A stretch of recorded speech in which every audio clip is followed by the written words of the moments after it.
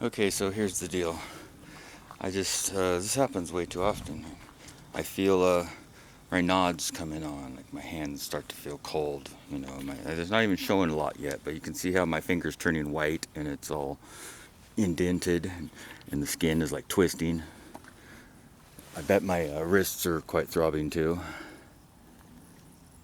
Of course.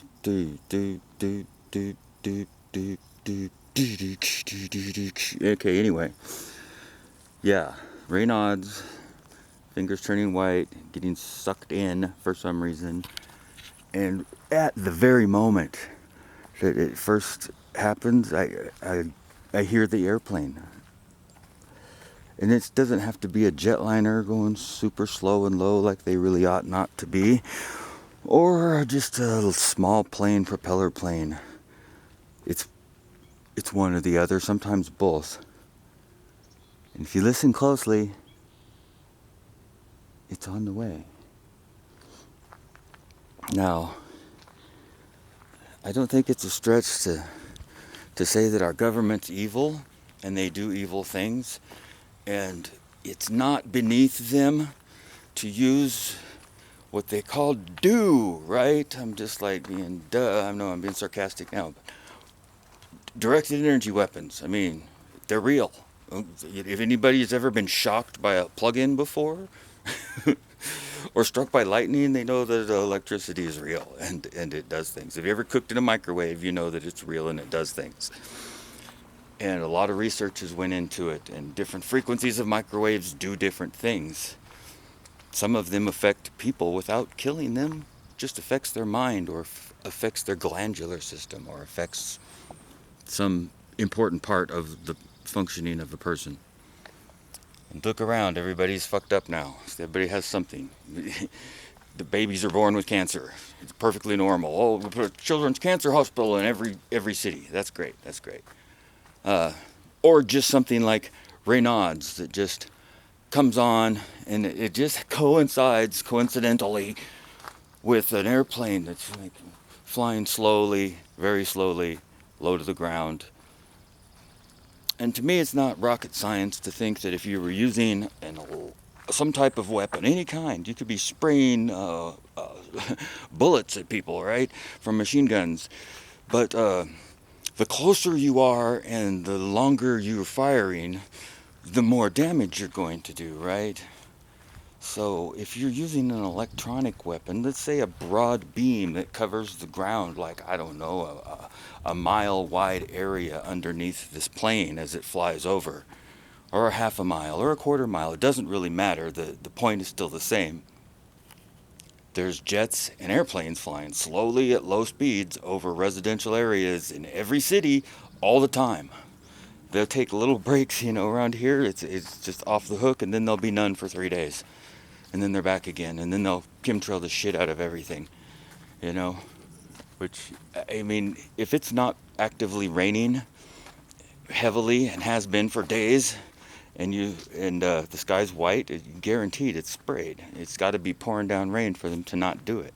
And the giveaway is that when the storm breaks, when the rain is just breaking, there's an hour or two, sometimes a half a day before they send the planes back in again, and the sky's just blue like it used to be, and the sun looks yellow, not white. It's not changing frequency. It's the sky is sprayed white. Okay, that's going to make everything look fluorescent white. But anyway, yeah. Well, the plane veered away, but the Raynaud's is still trying to get in there. And that's still, and the same thing's happening except more noticeable at my, elbow. I feel it under my arm, that same pulsing, like some energy is triggering capillary action in my lymphatic system, right? That's what it feels like. And when I get pain from it's getting whiter and whiter. When I get pain from that, it just so happens to, go into my thumb knuckle. That's why I feel a pain between the finger and my thumb. And then right in the core of my wrist joint. And then often I'll feel it right to the bony knob on the outside of my elbow that started developing, I don't know, 15, 20 years ago. To the the calcium deposit on my shoulder. That's this lump up here, right? they'll all connect. I can feel the pain runs that route. So, it's obvious they have something to do with each other. And it's all in the joints. And my theory is that calcification is pretty much everything. Every disease, disorder, dysfunction that a person could have is the result of calcification, in my opinion.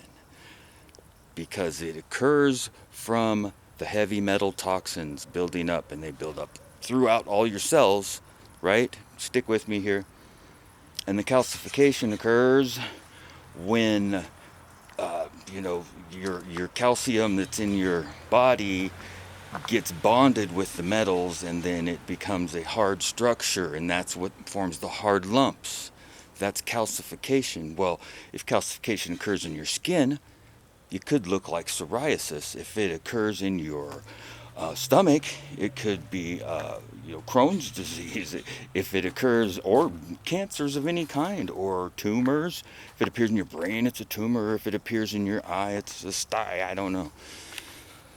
Any of these disorders, if you look at what the things are, if they do a surgery and they remove something, it's white. It's a white mass. They no matter what it is, that's basically what it looks like.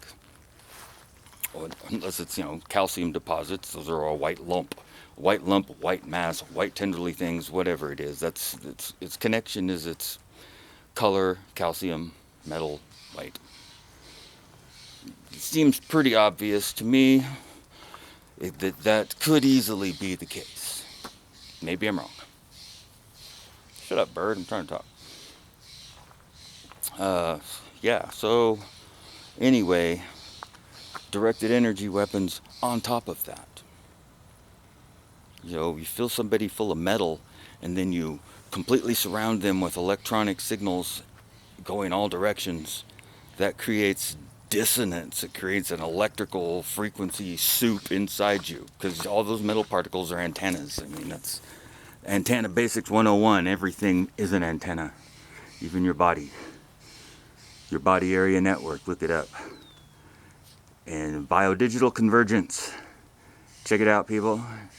It's the hippest thing. Isn't science cool? Wow, it's nice living in the future where everything's going to be taken care of. Pretty soon we won't have to work. We'll just get our check and surf the internet till we die. It'll be great. Bye-bye.